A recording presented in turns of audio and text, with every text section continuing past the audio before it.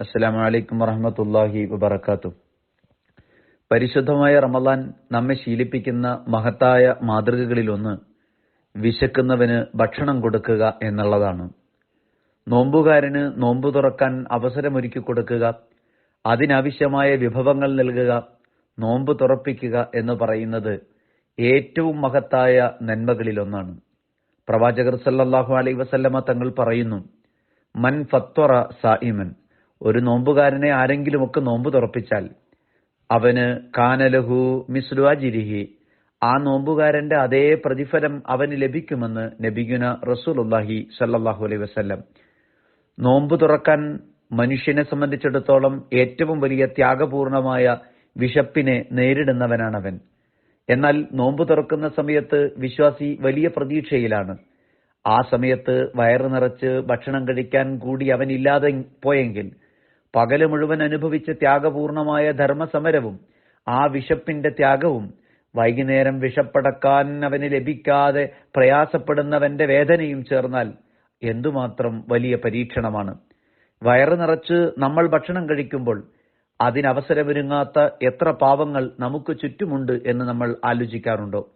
അവർക്ക് ഒരു കാരക്ക നൽകിയെങ്കിലും നമുക്ക് അവരുടെ വിശപ്പിനൊരു ചെറിയ പരിഹാരമാകാൻ കഴിഞ്ഞാൽ അതിനേക്കാൾ വലിയ പുണ്യം ഈ ഭൂമിയിൽ എന്താണുള്ളത്?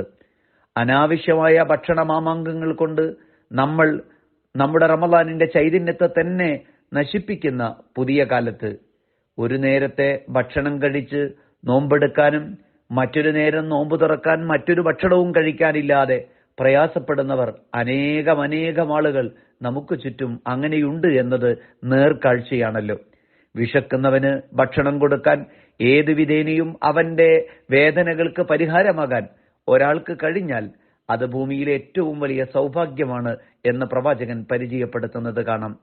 ഇആനത്തു സ്വായിം, ഒരു മനുഷ്യന് നോമ്പുകാരന് ആരെങ്കിലുമൊക്കെ സഹായം നൽകിയാൽ, അത് അവന് നോമ്പ് തുറക്കാനുള്ള സൗകര്യങ്ങൾ ഒരുക്കി കൊടുത്താൽ, അത് ഈ റമളാനിൽ മനുഷ്യന് നിർവഹിക്കാൻ കഴിയുന്ന ഏറ്റവും വലിയ സുന്നത്തുകളിൽ ചര്യകളിൽ ഒന്നാണ് എന്ന് പ്രവാചകൻ പരിചയപ്പെടുത്തുന്നത് കാണാം. എന്നിട്ട് പ്രവാചകർ സല്ലല്ലാഹു അലൈഹി വസല്ലമ തങ്ങളുടെ വാക്കുകൾ ഉരുവിട്ടുകൊണ്ട് മഹാന്മാരായ പണ്ഡിതർ രേഖപ്പെടുത്തുന്നത് കാണാം. പരിശ്രമിച്ചാൽ 30 നോമ്പല്ല 60 അതിലധികവും നോമ്പെടുക്കാൻ ഒരു മനുഷ്യന് കഴിയും.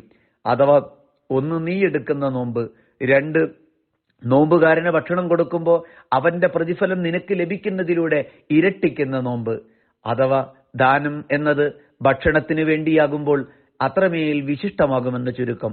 അല്ലാഹുവേ, നിന്റെ പ്രതിഫലത്തിന് വേണ്ടി, ഇന്നമാ നുതഇമുക്കും ലിവജിഹില്ല ലാ നുരീദു മിൻകും ജസാഅൻ വലാ ശകൂറ, അല്ലാഹുവേ നിന്റെ വജിഹിനു വേണ്ടിയാണ് ഭക്ഷിപ്പിക്കുന്നത്. ലാ നുരീദു മിൻകും ജസാഅൻ വലാ ശകൂറ, ഒരു പ്രതിഫലവാക്കും പ്രതീക്ഷിക്കുന്നില്ല, നന്ദി വാക്കുകൾ പ്രതീക്ഷിക്കുന്നേയില്ല. നന്ദി പ്രതീക്ഷിക്കാതെ, പ്രതിഫലം പ്രതീക്ഷിക്കാതെ, ഒരു നന്ദി വാക്കുപോലും കൊതിക്കാതെ അനവരതം തുടരേണ്ടുന്ന നന്മയാണ് പരിശുദ്ധ റമളാനിൽ വിശേഷിച്ചും ജീവിതത്തിൽ പൊതുവിലായും പാവപ്പെട്ടവന്, വിശക്കുന്നവന്, പ്രയാസപ്പെടുന്നവന്, വേദനിക്കുന്നവന് സഹായമായി വിഭവങ്ങൾ കൊണ്ട് ചേർന്നു നിൽക്കുക എന്നത്. സർവശക്തനായ അല്ലാഹു തൗഫീഖ് പ്രദാനം ചെയ്യുമാറാവട്ടെ. അസ്സലാമു അലൈക്കും വറഹ്മത്തുള്ളാഹി വബറകാതുഹു.